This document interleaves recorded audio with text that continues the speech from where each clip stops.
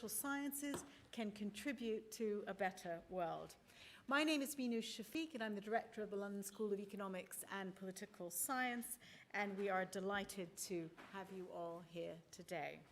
We have a wonderful this evening, and I'm going to introduce them starting from the very end, where we have Brenda Trenowden, who is a partner at PwC and the global chair of the 30% Club, which, as many of you will know, is a group that is doing a huge amount of activism around increasing the proportion of women in senior positions in the corporate sector. After Brenda, we have Irshaad Ahmad, who is the head of Institutional Europe and a member of the European Executive Committee of Allianz Global Investors. After that, we have Teresa Parker, who's the president of EMEA and responsible for Northern Trust business and regulatory affairs in the region. Next to her is Richard Nesbitt, who's CEO of the Global Risk Institute in Financial Services, visiting professor at the Rotman School of Management, and retired chief operating officer of the Canadian Imperial Bank of Commerce. And then next to Richard, are the two leaders of the Inclusion Initiative, which I will talk about momentarily. Karina Robinson, who's the founding co-director of the Inclusion Initiative, and she's also the founder and CEO of Robinson Hamrow, and the current master of the Worshipful Company of International Bankers. And next to Karina, we have Grace Lordan, who is Associate Professor in Behavioural Sciences at the London School of Economics and founding director of the Inclusion Initiative. Tonight, we're going to talk about how having an inclusive workforce offers companies a distinct competitive advantage. Now, the business case is fairly compelling. An inclusive workforce enhances profits, increases innovation, promotes business growth, and employee well-being. Companies with a diverse and inclusive workforce respond better to the needs and demands of global clients and corporations and have a huge comparative advantage in recruiting talent from places like the London School of Economics. But having an inclusive workforce is also a very hard thing to do. There is much good intent, but not a lot of rigor. And what we want to do tonight is talk about rigor. The panel will discuss a recent report called Inclusion in the City, a report that gives practical insights from behavioral sciences about what the problems are and the solutions to having an inclusive workforce. And it is done by people who know the city best, the very own talent that works there. This evening, I can also announce that the Inclusion Initiative will be formally launched here at the LSE in November, and we are incredibly excited to be hosting it. This new research program will be a partnership between world-class academics, leading corporations in finance and professional services, and visionary business leaders who want to leverage insights from behavioral science and develop really practical ways to get all of the best of all of the talent that they have working for them to the benefit of the bottom line. Now, for those of you who are Twitter users in the audience, the hashtag for tonight's event is hashtag #ShapeTheWorld or hashtag LSE Festival and at LSE _TII. Okay. Oh, thank God I don't use Twitter. Anyway. I'll ask you to please put your phones on silent because we will be recording the event and making it available as a podcast. So I'm going to invite the speakers to make presentations one by one, and then we will invite comments from the audience. And I'm going to ask Grace Lordan to start us off, and she will talk about the methodology and philosophy behind the Inclusion in the City paper. Grace.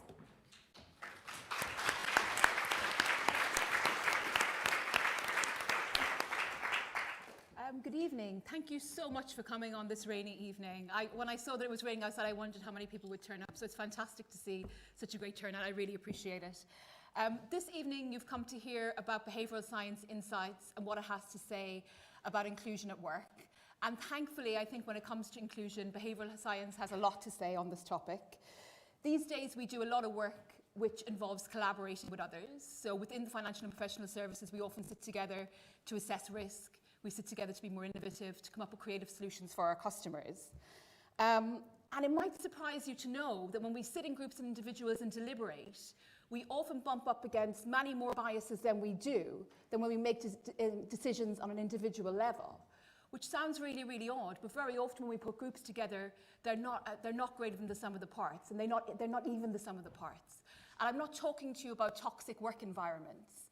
I'm talking to you also about cultures that we tend to label as good when we think about looking at qualitative research that does that, when we look at happiness, when we look at job satisfaction.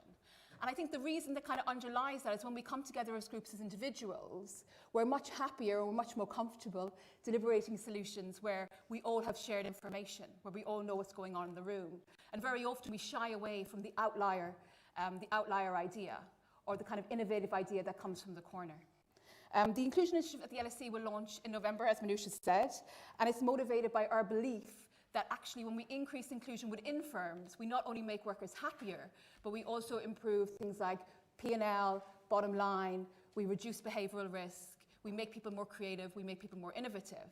And it might seem odd for you to have a behavioural scientist stand here and say to you that I'm building a research unit based on a belief, because it is true that there is research that's out there that links inclusion to these outcomes that I've just described, but that research is on the whole largely correlational. And I think the one thing that the Inclusion Initiative will do at the LSE is move towards more rigorous and relevant frameworks and really think about the causal link between inclusion and these outcomes, both across firms and within firms. So when we thought about the Inclusion Initiative, myself and Karina, we really wanted it to be a bilateral conversation with industry. And in the spirit of that, I did something that I've never done before. I talked to the stakeholders of my research before I actually did the research. So normally I go and I give them my findings. So Karina and I together conducted a qualitative research study where we went and met 40 senior research leaders in the City of London. So we had 6 CEOs, 7 others on executive committees, 20 others who were managing directors or senior income generators in the firms they work, 4 representatives from the first line of defence, and 3 representatives from senior human resources. Each person represented a major financial and professional services firm in the City of London, spanning investment banking, retail banking, data, law, consulting, and wealth management. And I have to say, I learned an incredible amount during this listening tour. The footprint of these firms also spreads across the world, which means that the work that we do here at the LSE could actually have a footprint that also reaches across the world. We added to that by doing roundtables. We had 3 roundtables, 114 participants from across the financial professional services, all different levels. And then I also went and spoke to 30 people who are at the very beginning of the pipeline, choosing strategically people who represent different ethnicities, different socioeconomic backgrounds, and different genders. And the idea behind all of this was to get the people who we were talking to identify the obstacles that they thought faced inclusion in their place of work, and that I would then come with the behavioural science insights that I know from the academic literature and also from doing consultancy for a long time within firms, and suggest these as potential solutions for these obstacles. So we launched a report today that essentially will show you what the 10 most common obstacles were, and also what the actions are that we're recommending, in the hopes that firms will not only roll them out, but will also quantify the effects and come back and tell us what's working well. So in the spirit of the Inclusion Initiative, I'm not going to stop my listening tour tonight. So what I thought would be good, then, rather than me going through all of the different actions that we came up with, was to have 4 senior leaders here from the City of London to talk you through their preferred action and to give you a reaction from what's in the report. So with that, I'll hand over to Minouche. Thank you.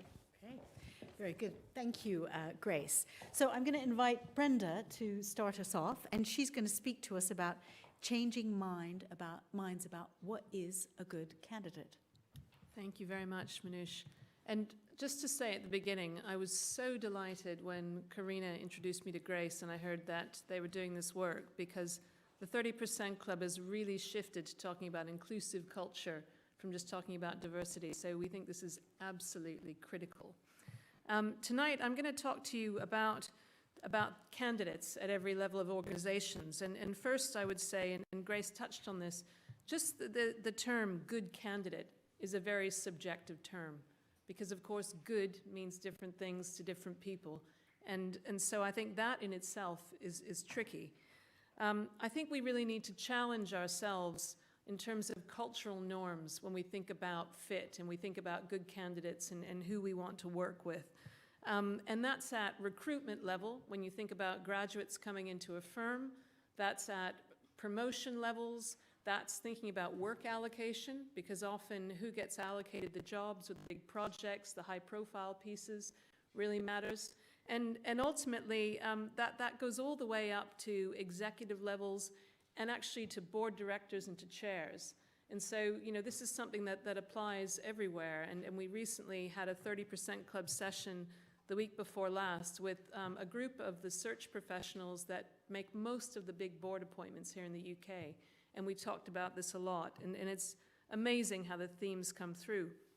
And so one of the things I think, when we think about recruitment level and the very beginning piece when you're coming into work, there's a lot of bias that comes in based on what university you've been to, what activities you've done, what your interests are, and I think CVs in general. And so many of you may have read in the press recently about PwC's campaign about getting rid of CVs. And really that's about at student recruitment level. I think, in the short term, if you're really trying to rebalance your team and you want to create a more diverse team, the idea of probably separating CVs out into two piles and ranking candidates within genders, let's say, if that's what you're trying to solve, makes sense. But longer term, trying to avoid CVs altogether, I think is the way to go, and that's what we've been doing at PwC. So we've removed UCAS points from the majority of our graduate and undergraduate applications, thinking about, looking at socioeconomic and about backgrounds and things, really trying not to just focus on those that have the highest scores. We've changed the universities that we look to if we are recruiting from universities. We've looked at work experience programs, we've looked at coaching people, and we've really moved much more to applications. And so we've developed a number of situational judgment tests and game-based assessments. We're trying to evaluate innate personality traits and really trying to create situations that candidates would find themselves in a job instead of just coming in and screening CVs and things. Because I think no matter what you say, everyone has their biases, and it's human nature that if you see things on a CV, you can't be blind to them as much as you want to be. And so we're looking at all kinds of ways, even from interviews where we have machine learning to read various cues in terms of how people speak and how they behave and things, and trying to understand how we can eliminate all bias, whether it is gender, whether it's socioeconomic background, race, etc. And we've had some good results. Now, we're still testing lots of things, but we have found that we have started recruiting in a much different cohort of students and non-students than we have in the past. And so I think at the recruitment level, it's really important. When you think about work allocation and promotions and things, once again, especially in professional services firms, but I think in any big company it applies, the people that get the best work assignments, that get on the best projects, the high-profile projects, and the ones that really build the networks are the people that tend to succeed. So how do you eliminate that natural bias of going to the people that you like to spend time with? Well, we've tried to look at the process, and we've tried to create a system where every time there's a big project coming up, we go out widely to the population, and we have a separate system that screens people coming in based on the experience they have or the skill set, the capabilities they've listed, even internally in allocating work, so that we move away from people just choosing the same people every time. And I think even companies need to think about that when they look at overseas assignments or big projects. And as you move all the way up through to the top of the organization, you think about boards. Interestingly, this came out with a lot of the search professionals. When you look at directors and particularly at chairs, those archetypes that exist of what does a chair look like? What does a director look like? And what experience do you need to have? And what we found was that there's a lot of over-indexing on experience and under-indexing on potential. And also people talking about, if you look at everyone you think they have a certain type of experience or they've done X or Y, they're not going to come into an organization and use the same playbook that worked for them in one company and use that again at another. You know, you don't want people doing that. You want to see people that have been able to adapt, that have had different experiences, and not just the same old experience.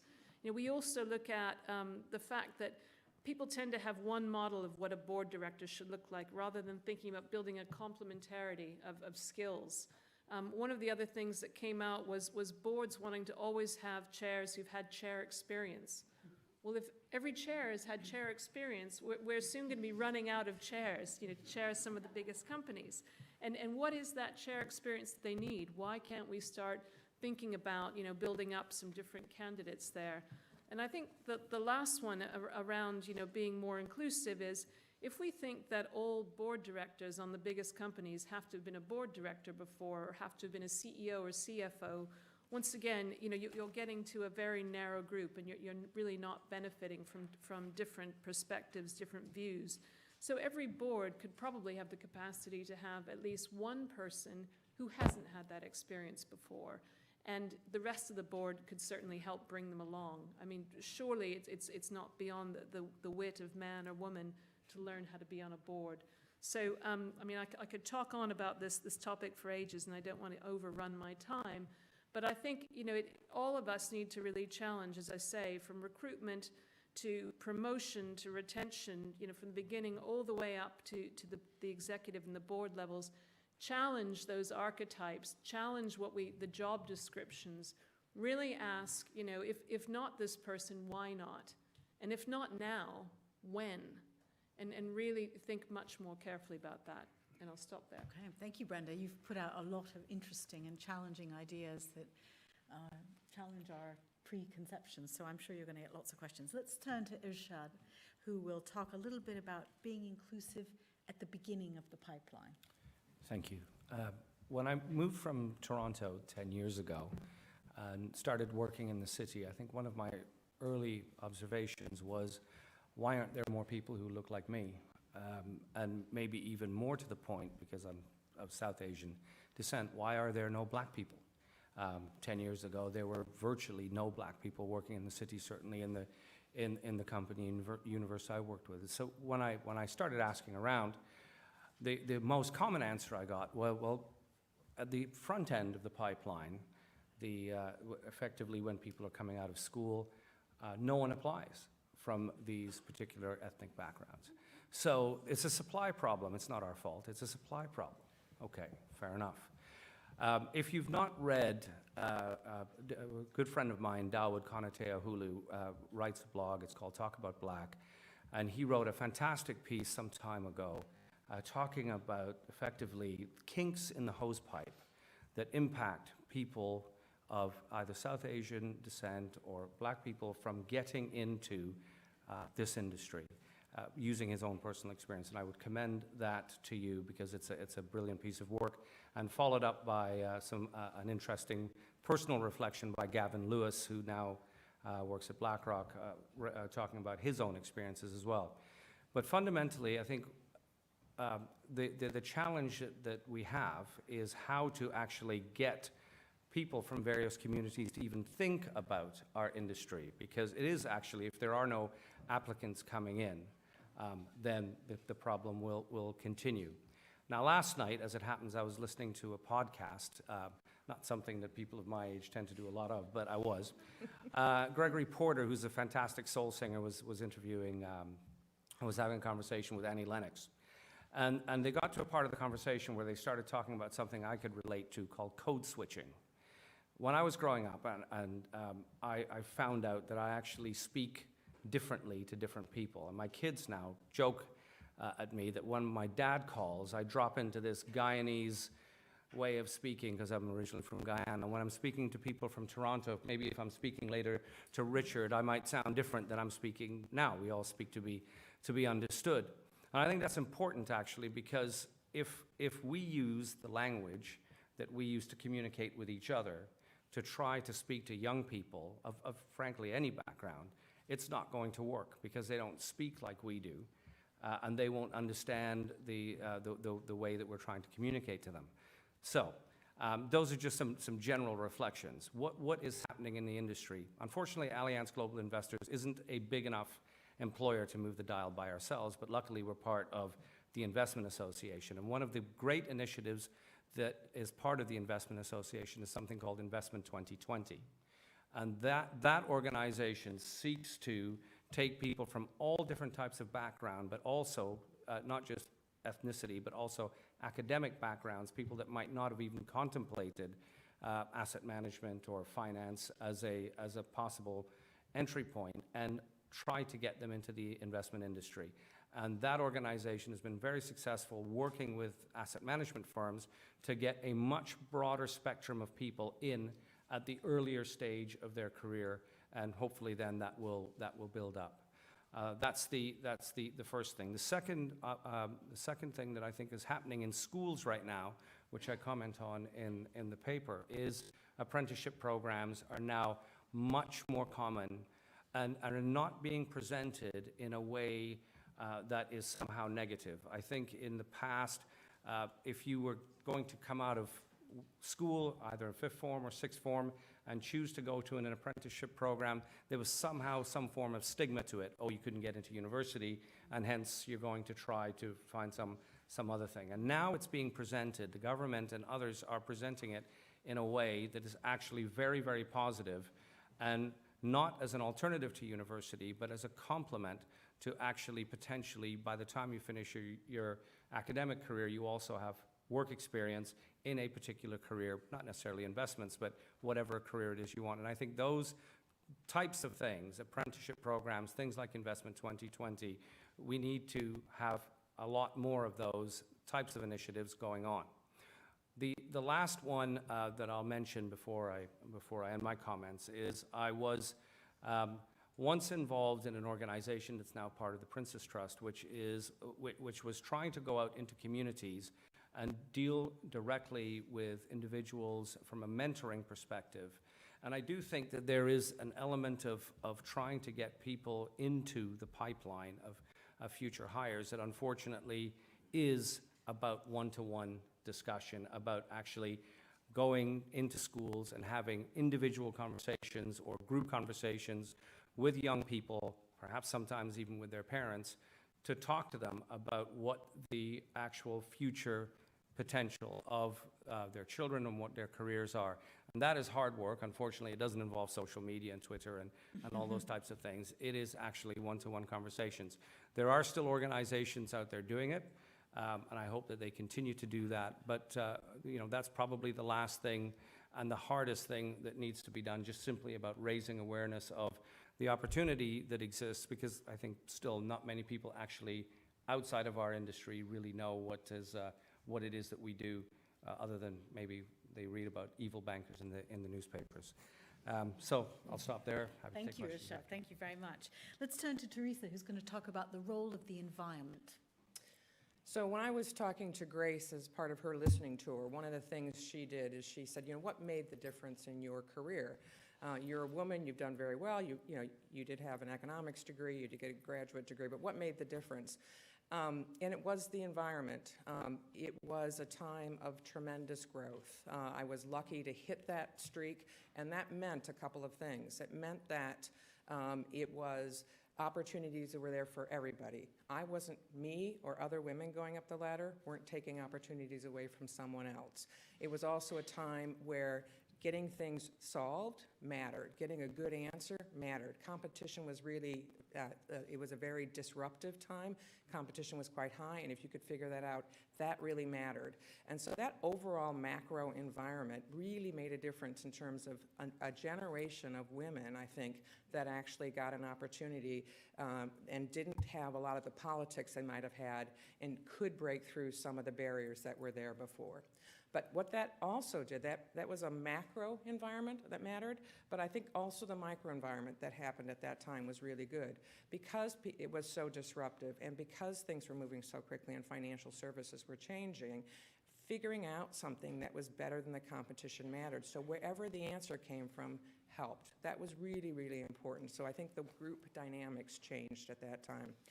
I also think, and this is just supposition, but a lot of the men that were at the top at that time, were in charge, their daughters were my age. And I think they looked at a lot of the women at that time and said, well, you're like my daughter. Why wouldn't I be giving you the same chance that I would want my daughter to have? So that environment really matters, I think. So that was part of the story. But then when you look at it the other way, flip that environment the other way around. If the economy isn't doing well, then people start to go to tribal behavior. You know, they leave the party, they go back to their families, and they start to protect their own. And I think then they also start to behave in ways that exclude people.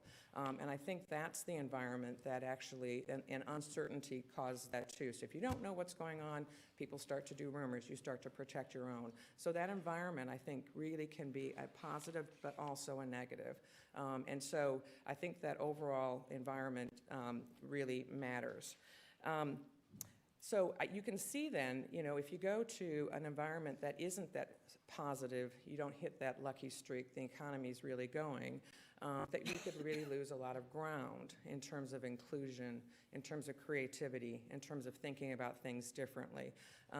And that would really be a shame, because now we know what a difference that can make, even though Grace is going to do more work to really prove that out and make sure it's just not a correlation. So one of the stories I really like is a study that I read from the undercover economist when he was doing a book called Messy. He found a study from Catherine Phillips and some other psychologists. And they set small groups out working on a problem and before introducing a new team member to help. And sometimes when they introduced a new team member, it was a stranger. And sometimes it was a familiar face. But they ended up then having groups that were forced to work with strangers. But those groups, interestingly, were more likely to solve the problem.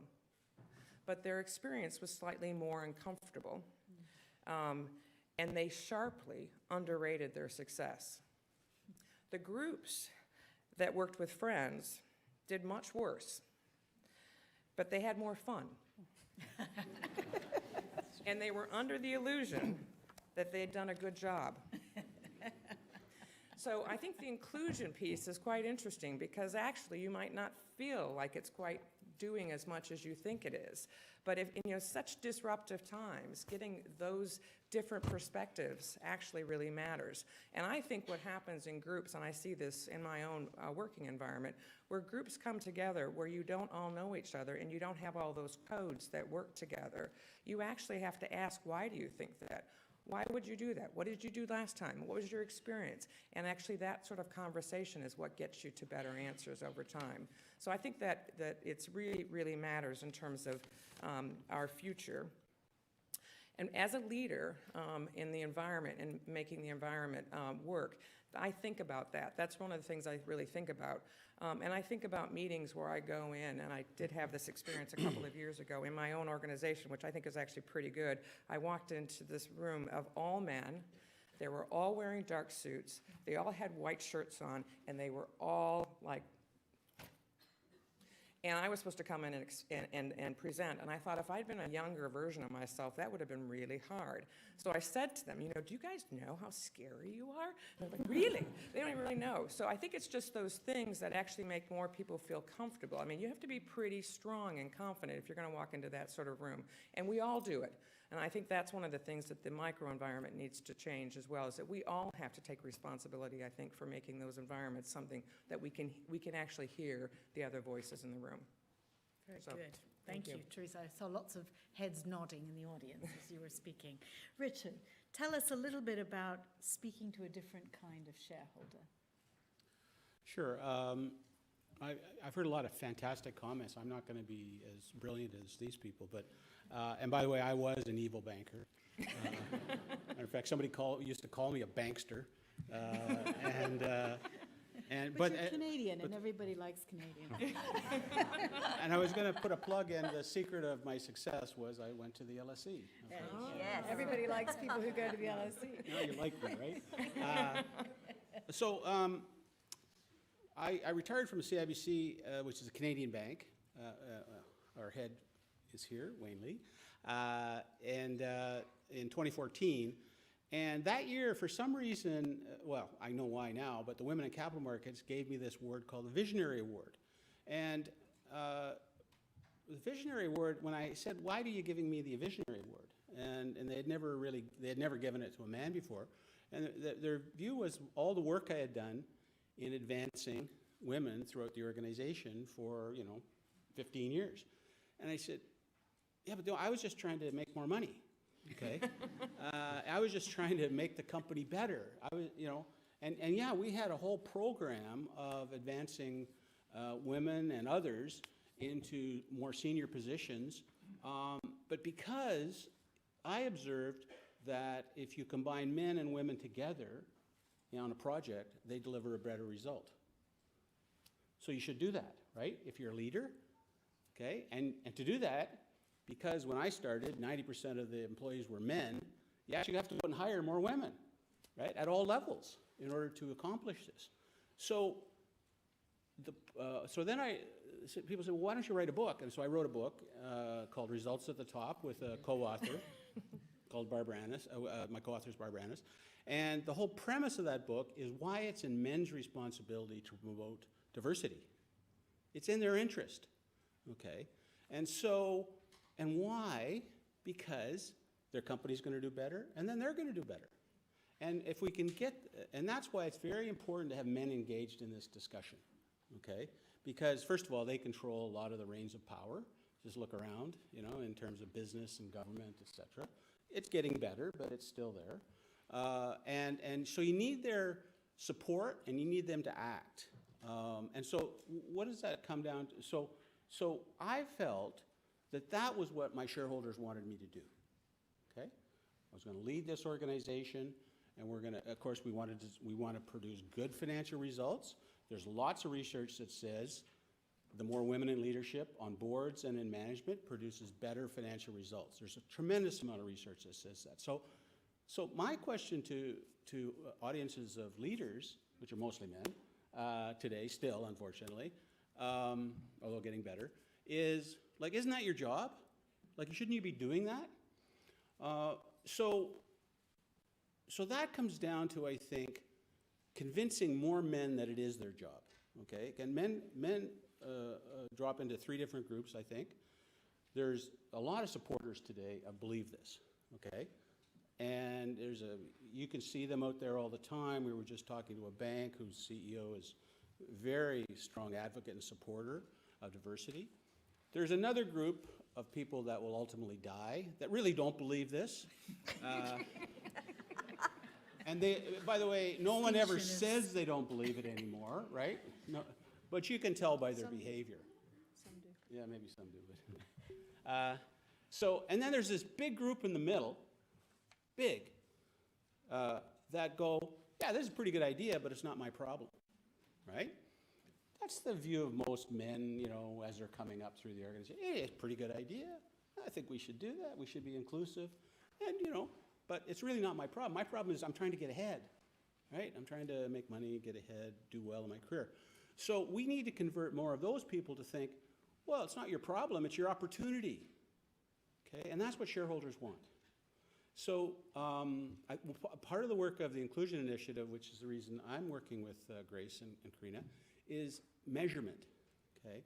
We need to see better measurement of how companies are doing. Are these inclusive places to work?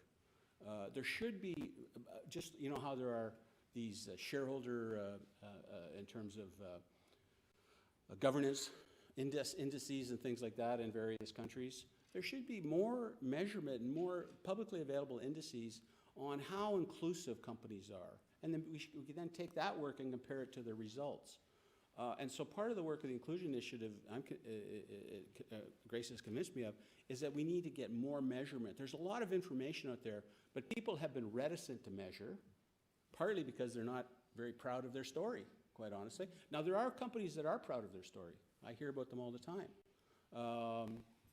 A Canadian bank, RBC, 40% of their leadership is female now, right? And they're the best performing bank in Canada. So, I think there's a correlation in terms of the way they do business. So I'm very much in favor of let's measure this, and let's give people the statistics and the facts on why this is in their interest, and then shareholders will react to that and demand change. Okay, thank you very much. And now I'm going to turn to Karina, who is going to get your views on the issue. Am I being, now, you know, one of the things about inclusion is technological incompetence should also be included. So why I have been given this task is slightly beyond me. But what do I need to press? Nothing. Must be a It's question. there, it's Sorry. there. It's up Don't here. worry. It's We'll It's there. press Oh, it for thank you. God. Okay, so I don't need to do anything. Excellent. Don't do anything. Excellent. So we would like you to look. You'll have 3 simple questions, and you have all been given a little thing. And please press. Recall the last important meeting you were in with 5 or more people. Did one person speak for the majority of the time? I think it's pretty obvious where we're going with that one. I was going to say, could you all reflect on it, but perhaps it's not that important. Now, interesting that we're also getting meetings where you actually have a more inclusive atmosphere. This is surprising for us, I have to say, and this is partly why we want to measure things. You know, is the world changing? Do you have something where more people are being included in meetings, and does the chair realize you have to hear from everybody? I think we've done this. Yes. Yeah. Okay. Second, recall the last important meeting you were in with 5 or more people. Did introverts participate significantly less than extroverts?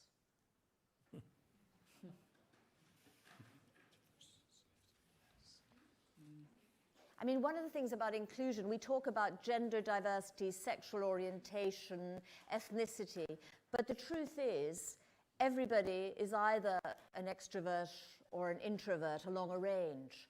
And there are quite a few what I would call middle managers who people see as impediments to change, who might be introverts. They're not alpha males, and they're not heard at these meetings. And it's just as important to hear the hidden information or what they know about than it is about hearing those who are willing to come out and find it very easy to talk. So that's, I think we would have expected that, actually, so that's quite interesting. The third and last question. Recall the last important meeting you were in with 5 or more people. Did many people look tuned out, flipping through their emails on their phone? And I'm glad to see none of you are flipping through your emails on your phone.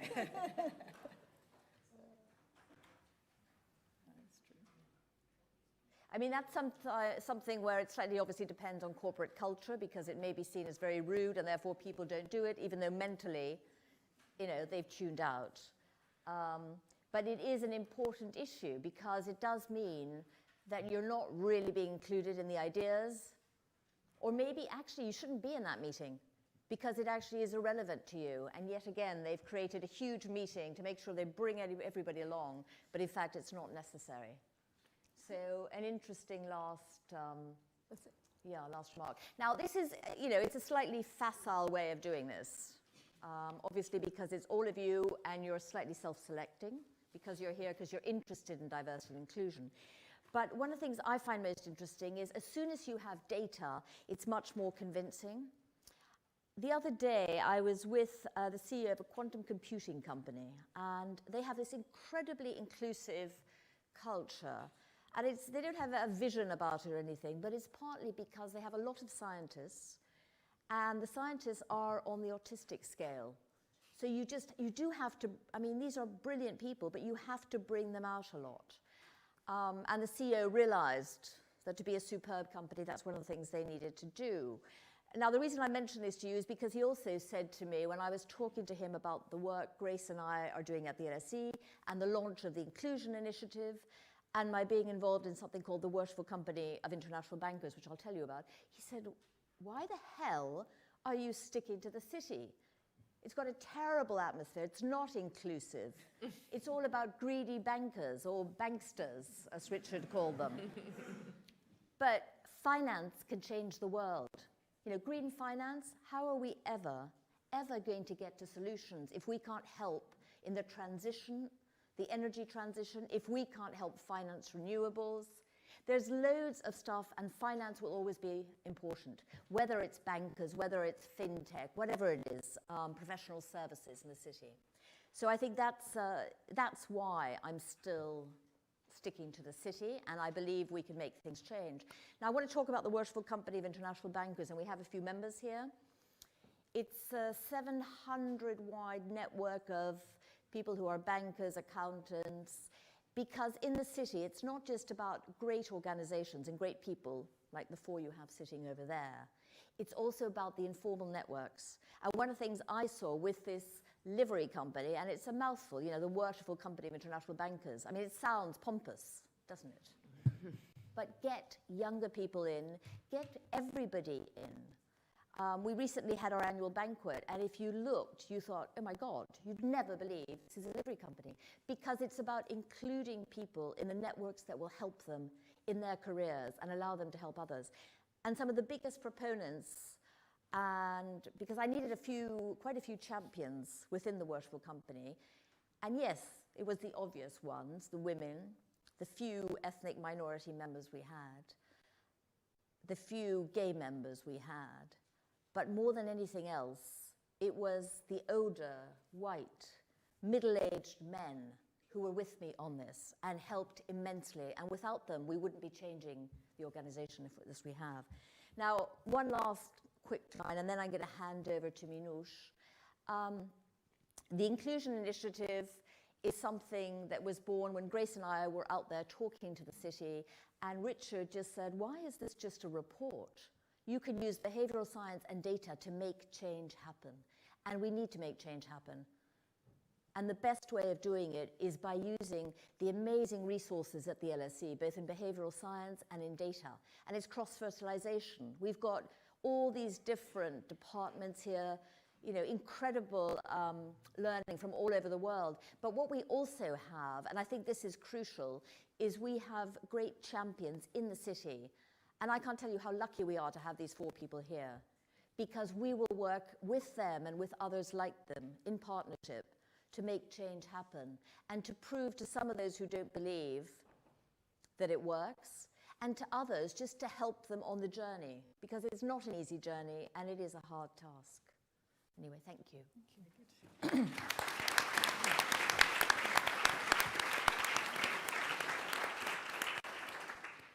Okay, it's time to open it up for discussion. You've heard lots of interesting ideas. I think let's take it as given that inclusion is good. And I think it would be really interesting to focus our discussion on what to do about it, the evidence, what works, what doesn't, and what areas of research do we need to focus on that will provide new solutions and where the opportunities might be. So let me open it up. I'll take 3 questions at a time, and if you could introduce yourself very briefly and then ask your question. I'll start with the lady here, and then I'll go to the gentleman in the back, and then the woman here. Thank you, Minouche. I'm Catherine Lewis. I'm CEO of British Patient Capital. I actually had a question for Brenda, because you mentioned that you had a machine learning tool to help you pick out candidates to sift through. We've also heard, though, that machines are programmed by people with biases. So I was just wondering how you thought about taking the bias out of AI and machine learning as part of what you're doing at PwC. Absolutely. I mean, we've tested it, and we're very aware of all the problems with algorithms and algorithmic sifting of CVs and things. And so, you know, really what ours is doing is focusing on as close as possible to the experience in the job that the candidates will have, as opposed to sifting through their characteristics and their data and things. So it's really around sifting through their simulations. So we use simulated work environments, and we try and test competency that way, as opposed to looking at back data. Because I think your point is very valid, and actually this came up in the search firm meeting that we had. Even at senior NED level, and you wouldn't think it, some of the search firms, because they'll get so many applications for some board appointments, there is some algorithmic sifting even at that level. And you know, they are really pushing back on that and saying that eliminates a lot of very good candidates, but candidates who would have had potential. And so I agree. I think that's a good point. And for us, we actually recently were awarded at PwC, I think, social mobility #1 employer, because we have been able to move the needle so much by trying to do things differently. But I certainly wouldn't say we've got the final answer yet. We're continuing to iterate and see how we can make it better. Very interesting. Gentleman back there. Hi. First of all, I want to thank you, Minouche, for LSE Festival in general. This is like my 8th event, and they're amazing. Oh, fantastic. Thank you so Thank you. much for saying that. My name is Sam. I'm from Toronto. I'm studying global health policy, a master's student. I wanted to ask because when recruiters are coming, they're obviously trying to put together diverse teams that are going to work in various fields, but they're also looking for people who who not are just diverse, but can work on a diverse team. So how does a white heterosexual male show that they're one of these people, and how does a recruiter kind of screen for that? Very good question. I think I'm going to give that one to you, Richard.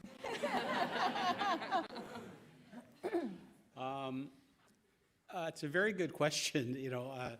They want people. You'd be surprised how quickly a skilled interviewer can figure out what your biases are. Now, as somebody said that here, like, we all have biases. Every single person has biases, but a skilled interviewer can draw that out of you very quickly. So the question will be, are these biases going to get in the way of you being able to do your job? And so I think that I'm not going to worry about whether they're going to be able to figure out whether you're the kind of person that can work with a variety of different other kinds of people. And the other comment I'd make about that is your generation is way better at this than my old generation, okay? Because, first of all, I think when I went to a business school in the 70s, unfortunately, I think there was only 3 women in the whole class, like, in 2 sections, I think. And they all, by the way, they did extremely well, those 3 women. It's way different now, of course. But we didn't have the role models to see. Your generation is way different. You have role models that were women, like the director, Minouche, running these organizations. We never had that back then. You're comfortable with people of all different backgrounds and genders and races running organizations. You've seen them do it. So that's why I think things have gotten better. They're nowhere near where they should be. So I think your generation, and it's gives you some hope that can deal with this much better. So, but don't worry. Like, people that are talking to you, they know what you're thinking. So. I do want to add, just coming back to data again, you can imagine that there's, for simplicity for tonight, that there's 2 types of jobs: senior jobs and junior jobs.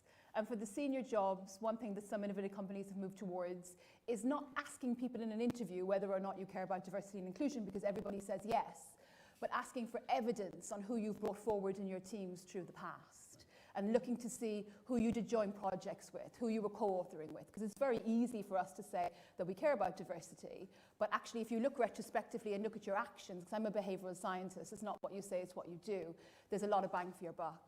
And I think at the junior level, one thing that I've seen work quite effectively in tech firms is task-based assessments instead of looking at CVs. So you get people to do tasks. And when they need people to work as a group, they put them together in groups and they observe not just the outcome of the task, but how people actually interact together. So at the 2 levels of the pipeline, there are ways for us to learn about how people work with diverse sets of individuals beyond just asking them for their opinion in the room.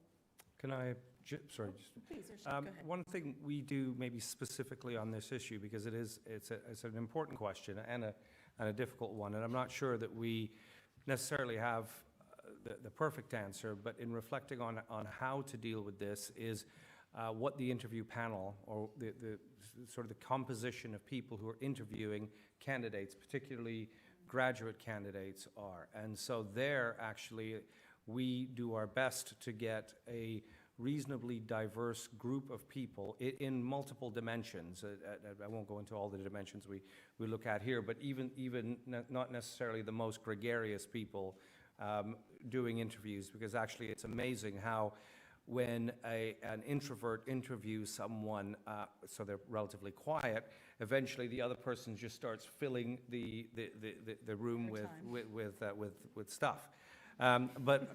So one of the ways to overcome and make sure you don't sort of reverse the bias is actually, at least what we do, is to make sure that the interview panel is diverse. It's not perfect, but it does help. A bit.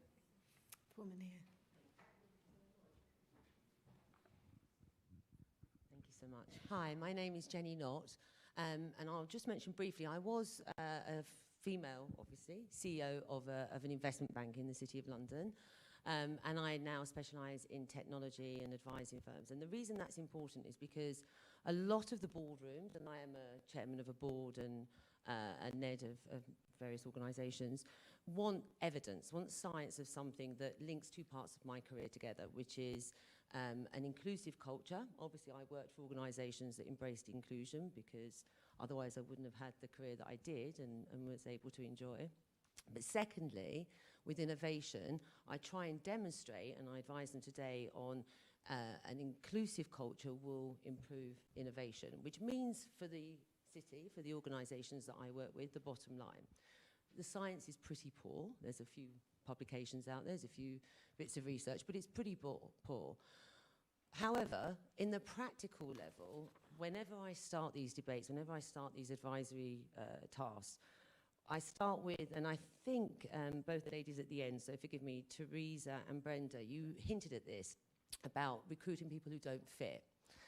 Now, the problem I've seen with a lot of these organisations is they work so hard, as you both evidenced, at trying to embrace a culture that brings in people who don't fit, but they don't actually change the organisation to work effectively with those people who don't fit. So they bring them all in, and then we fall apart at the seams because they don't fit. So what can we do to improve that? What can we do within the organisation that actually embraces those people who don't fit? What can we change in our tolerance for behaviour, clothes, etiquette? So I think, I mean, very quickly, you're right, you know, just recruiting and creating a diverse group at recruitment level is the easier part. Retention and creating an inclusive culture is the challenging bit. And, you know, every organization is different, but I will say, once again, thinking of my own organization, we made some big changes a couple of years ago, and I think that reflects why our average age is 28. We have moved to dress for your day. We've moved to complete hot desking, and so no offices anymore, even for partners. Everybody has a laptop and a mobile and sits wherever they want when they come in. We've changed, you know, all the workspaces to make them much funkier and you know, much more collaborative. And actually, I mean, I've talked a lot to people there, and especially as a new person coming in, to say, you know, how has this impacted things? And it has changed things to make it more appealing and make it more inclusive.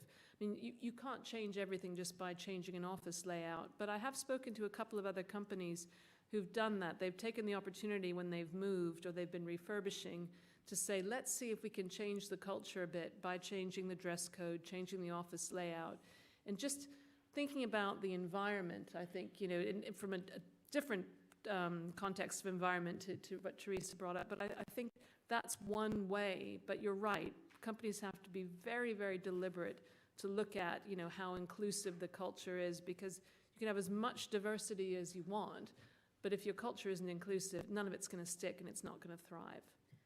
Teresa, did you want, because you talked about the microenvironment of groups and how awkward it is in the beginning when you've got diverse groups. How do you work through that? Yeah, I think there's a couple of things. One, and I'm surprised, Brenda, you didn't bring this up, but actually just hiring one person is really hard. I mean, I remember asking at one point, why 30% club? Well, actually, that's the point at which the people that are there start to feel comfortable themselves, and they can actually feel like they can make a difference. But I do think it gets down to leadership and actually sponsorship and changing the way you run meetings.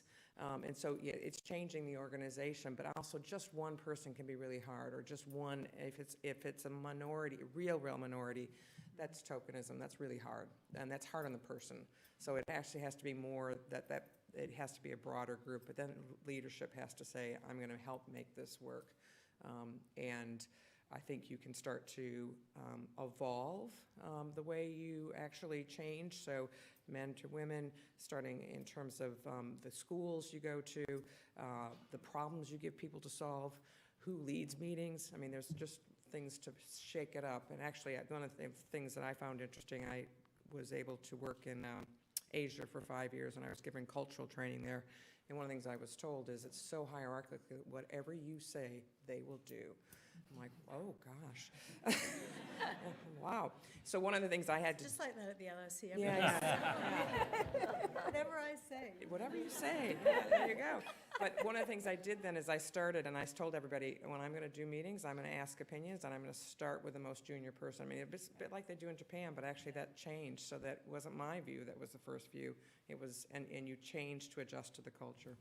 Very brief point on that absolutely brilliant point, Teresa. I was with a company this morning that talked about the fact they'd made all this change in their recruitment, and they increased the number of women and ethnic minorities by a huge amount, and they were losing 65% of them within 6 months of joining because one person sitting in a group, so that it's a company that goes throughout the country and they have little offices, and if they have one of those candidates on their own in one of these offices, it doesn't work. So it's an excellent point, and they're now rethinking it. Wow, we've got so many questions.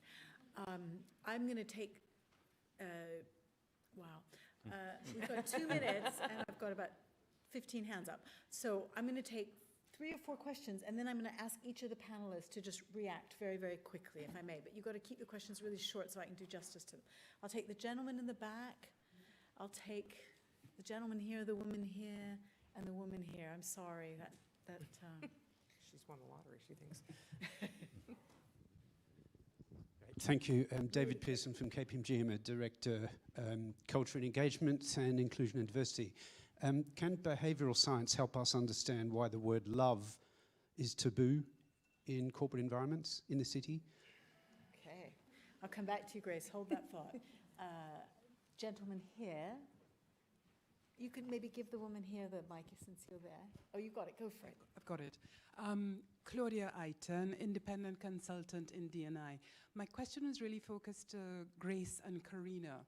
To what extent is the research that you're doing specific to the city, and is it at all transferable to other sectors? Okay. Very good. Have you got a mic back there? Yeah, this gentleman here, and then the woman right in front of him. Hi, Milan Vrocinic, and actually working in consulting in the city.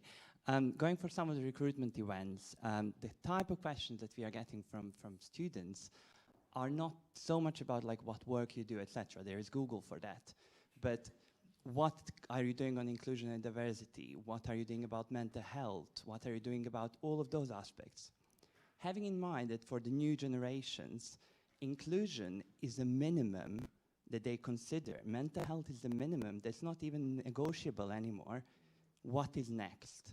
And I've heard some things about belonging, which is kind of next after inclusion. So what do you see as the next? Because that next, I feel, is going to come very soon. Very good. I'm going to come back to you, and then we can take the woman here. Thank you. I'm Rua Bougie. I'm an alumna, postgraduate and undergraduate, and I've worked in the city and in consulting since leaving the LSE.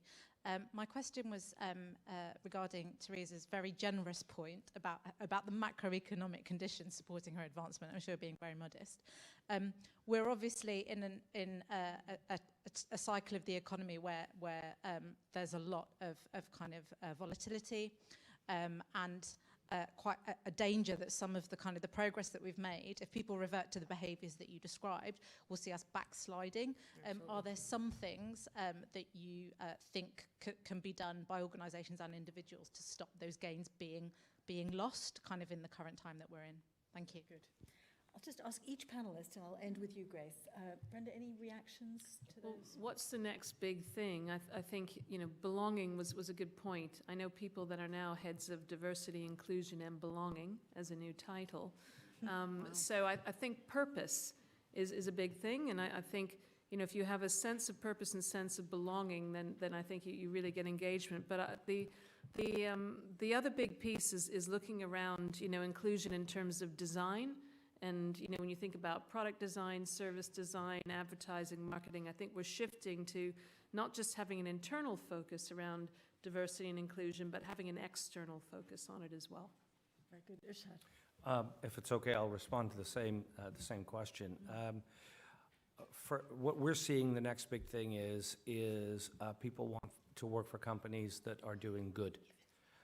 So it links to some extent to purpose, but it actually comes much more broadly under ethics.